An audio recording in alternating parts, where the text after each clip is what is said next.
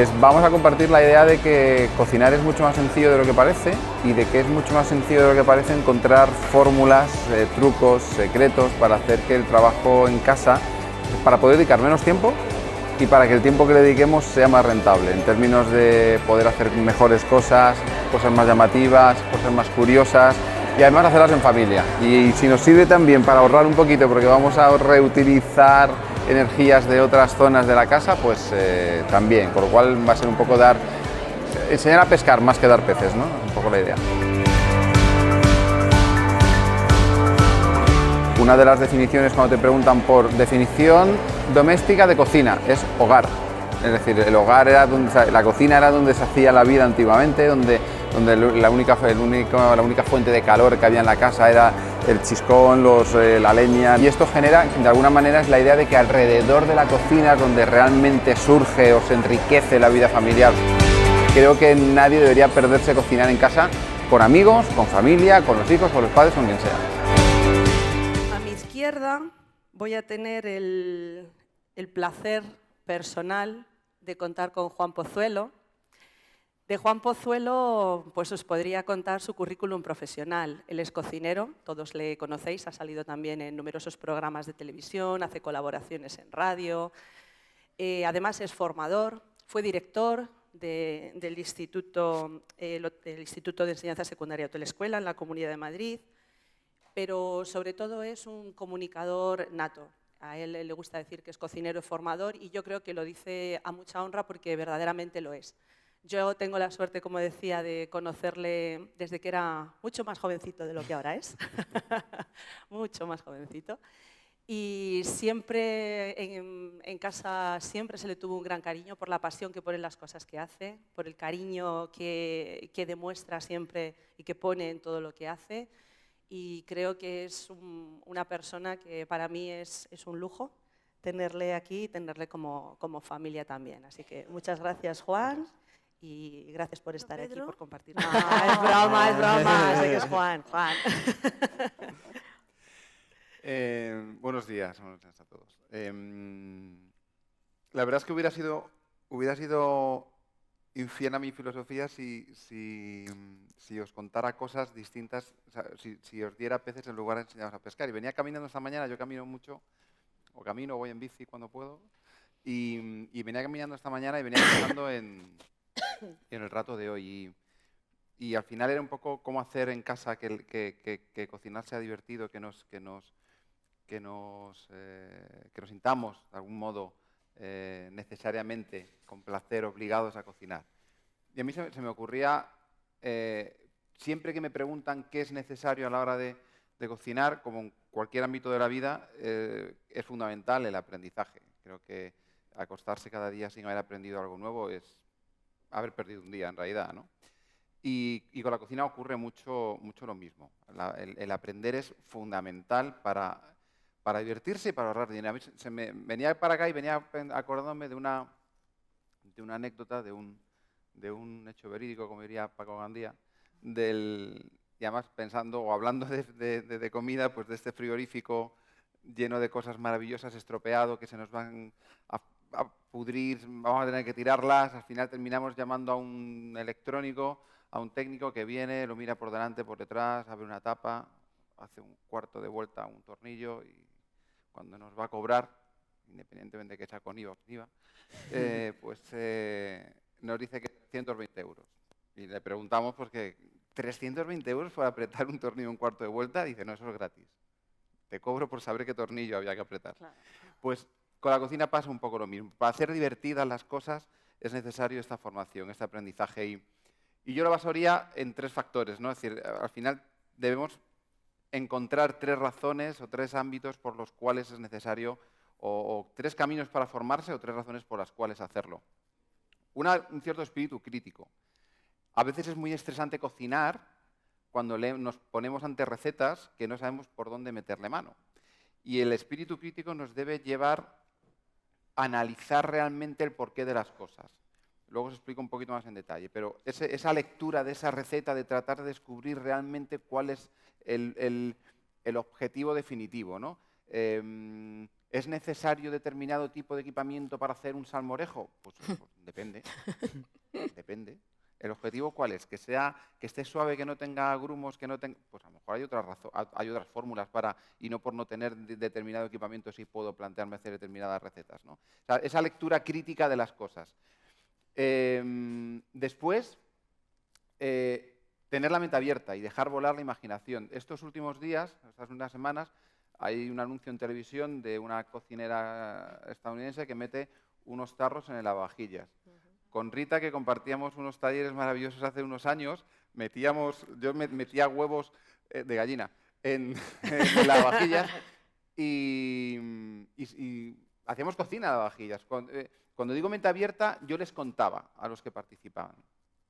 Nosotros tenemos en las cocinas un runner, que es una especie de freidora, ¿vale? Para que nos entendamos, es decir, un aparato con una resistencia, con un termostato, que te permite mantener el agua a una temperatura concreta de forma permanente, a 60 grados, durante el tiempo que sea. Y tú puedes meter dentro los alimentos que quieras para darles una cocción. O sea, lo que hacían las abuelas en el puchero, en un rincón de la cocina, Exacto. pues eso lo hacemos ahora y nos hemos inventado esto de cocinar a baja temperatura. Eso es lo que hace un lavavajillas.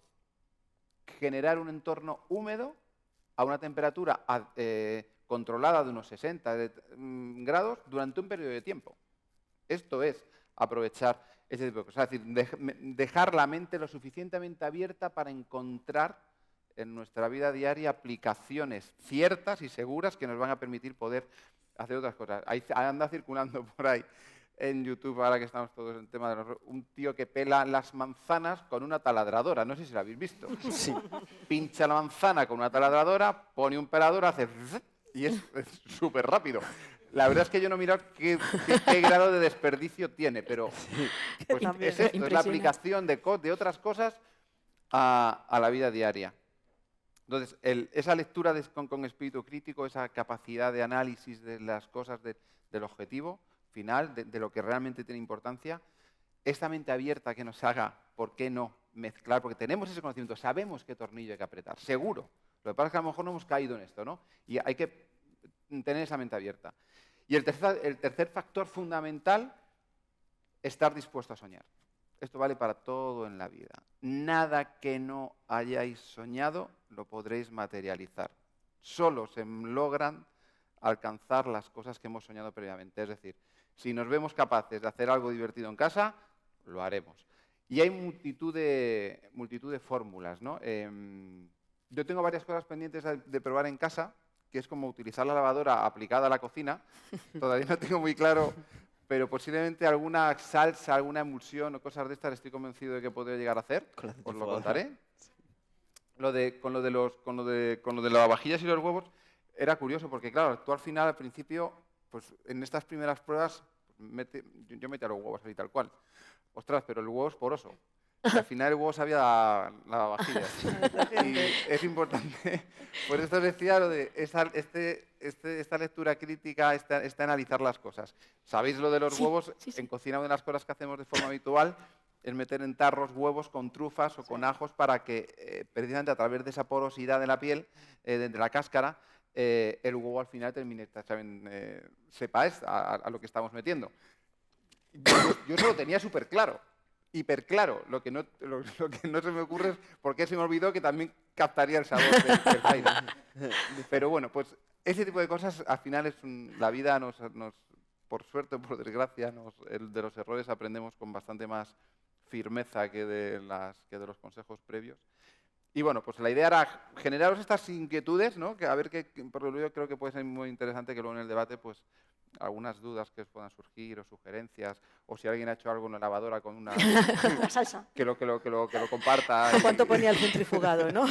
Sí, claro, yo imagino, porque nata es posible, pero el poniente se cortará. Entonces, para hacer mantequilla a lo mejor sí es fácil, ¿no? No lo sé. Hay que darle una vuelta. Muy bien, muchas gracias, Juan. Al final, dedicándome a la restauración como me dedico, es complicado. Yo creo que al final es una cuestión de aplicar el sentido común a la vida, ¿no? No solamente en los hábitos de trabajo o los horarios de trabajo, sino en todas las cosas que hacemos, porque de nada serviría. Es decir, una de las cosas que... Hay una conversación, no voy a decir la marca, o sea, el nombre comercial, pero recuerdo en unas visitas que nos hicieron a unos centros comerciales, pues con la ampliación de los horarios comerciales a abrir todos los domingos, etcétera, etcétera, el consejero delegado de la empresa decía que le parecía muy mal porque, claro, ¿qué iba a hacer con sus trabajadores que estaban acostumbrados a tener el domingo libre? Claro, o sea, yo estaba en esa conversación y yo decía, yo no tengo los domingos libres. Y hay un montón de gente en este país que no tiene los domingos libres, ni los domingos ni las fiestas. ¿Qué pensaríamos todos si el domingo por la mañana quisiéramos, o un sábado por la mañana, quisiéramos como subir a comprar y nos encontráramos que está todo cerrado porque la gente está descansando? A lo mejor no nos gustaba tanto este horario europeo. O si quisiéramos ir por la tarde o tuviéramos algún problema por la tarde que resolver un sábado, que es el único día que podemos, y nos encontramos que el 50% de la sociedad ha cerrado porque está descansando. Yo creo que el sentido común y pensar que vivimos en una sociedad donde cada uno participa de un modo concreto y aporta algo es importante. Otra cuestión es que hay fórmulas para lograr que tu vida pueda conciliarse de un mejor modo con el resto de tu entorno. En restauración, algo tan sencillo como los dobles turnos en lugar de jornadas partidas, por ejemplo.